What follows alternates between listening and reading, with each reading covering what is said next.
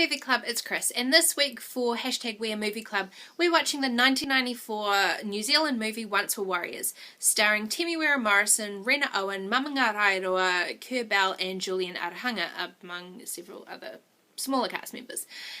So yes, it's a New Zealand movie, so in case you couldn't figure it out, that means it's my pick, because not many other people are going to pick a New Zealand movie.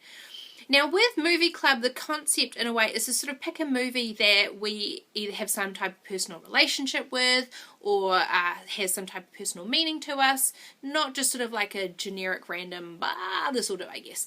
Now that right there was the biggest problem that I had for picking Once Were Warriors, is that I probably shouldn't, because I have too much of a personal attachment and understanding with this movie, because I relate very closely to several aspects of this movie from both my personal life and from a friendship with a friend who basically lived this movie in real life.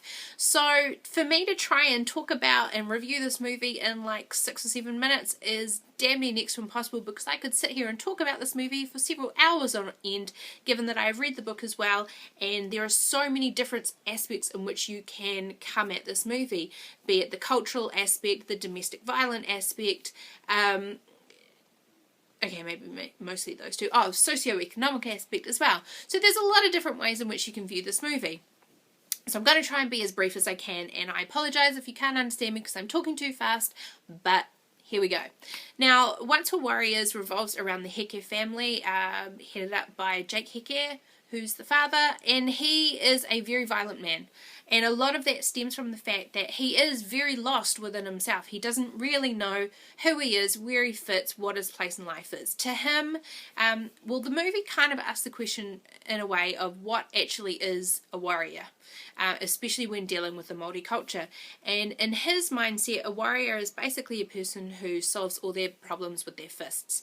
He has built himself up pretty much based solely on physical strength and lost track of everything else that's actually really important, which, you know, sort of to be a warrior, which is based on the inside.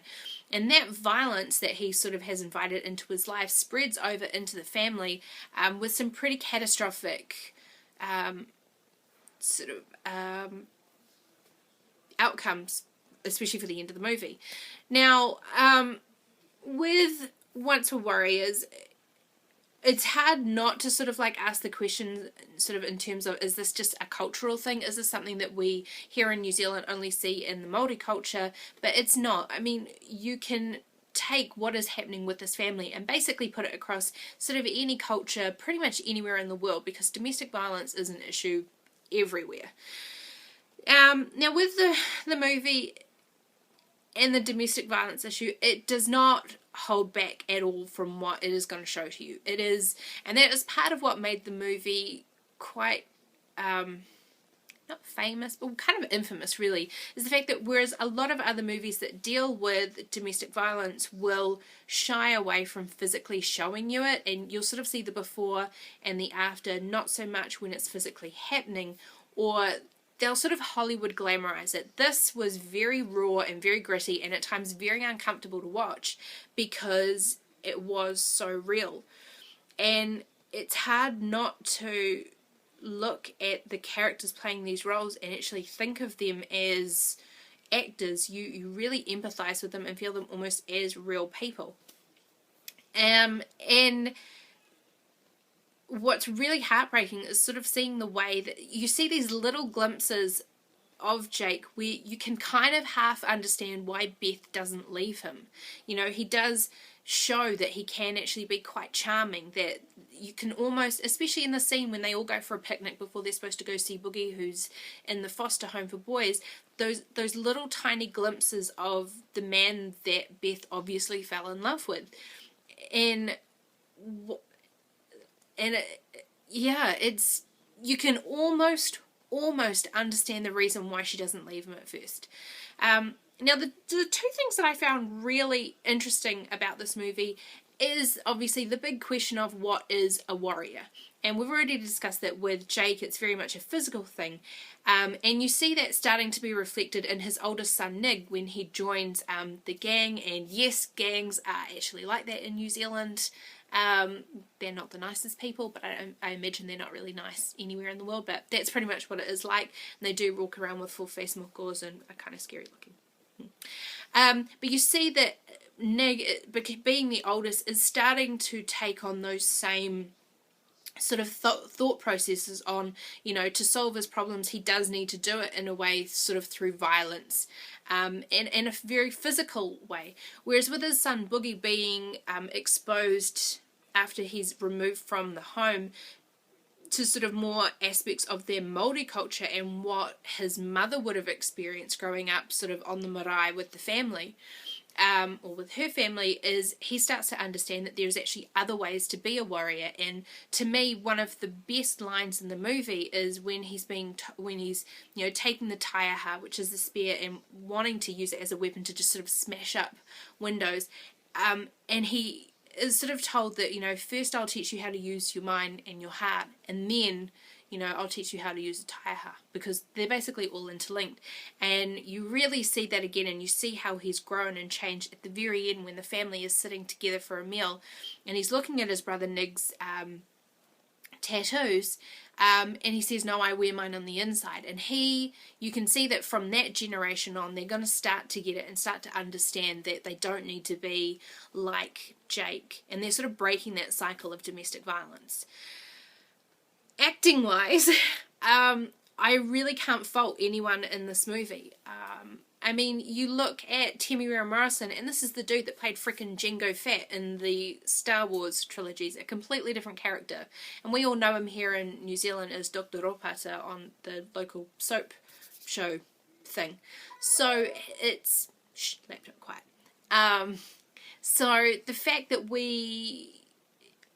you can so believe that they are these characters and that they're not acting and they're just, it's basically like a camera showing us a real family's life, says a lot about the quality of their acting.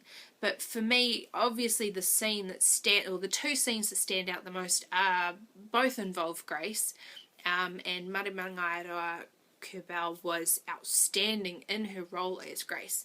Was obviously the scene with Uncle Bully is very uncomfortable to watch, and it made me cry and cringe pretty much the first 10 to 12 times that I watched it. Now I just cringe, I don't cry, but I'm still very uncomfortable watching it. And then obviously the scene that happens close to the end, and I don't want to give it away for anyone who hasn't seen it yet, but watching the different reactions from all the people in the family to what happens to Grace literally breaks my heart every time I watch it.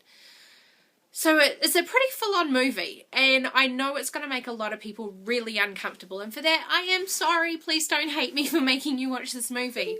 I hope you're at least able to get something out of it that's not just, oh, I hated this movie. So yeah, Once for Warriors. Probably not the best pick for Movie Club, and I'm sorry guys, but this was my pick. Anyone that does want to discuss the movie more in depth, please hit me up on Twitter or something like that. This is a movie, like I said, I could talk about for hours because it does have some very powerful messages, and if you do get the chance, read the book, because the book is really good. It's written by, was it Alan Duff that did the book? I think it was Alan Duff that did the book, and it is really good. So yeah, I'm not going to waffle in anymore. I think this is already ridiculously too long. But next week I've picked Baxon to do his pick for Movie Club, and hopefully he won't pick anything quite as traumatic or depressing as I did. So yeah, I will link to his video pick once it goes live. But yeah guys, that was me, Chris, signing out, saying thank you for watching Movie Club this week with me. I'm sorry if you didn't like it. And yeah, I love you guys all, and I will see you later. Bye!